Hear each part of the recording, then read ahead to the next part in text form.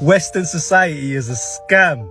Check this shit. You wake up early in the morning to go to work in order to pay for a house that you hardly live in order to pay for a car that primarily gets you to and from home to work and back. The government take anywhere from 30 to 50% of your wages.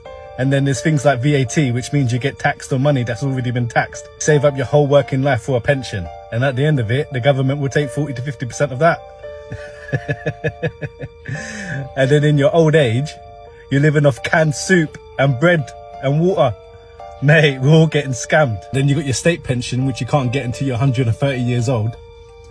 And even then, if you die before you get it, you can't pass it down to your kids. The government take it back.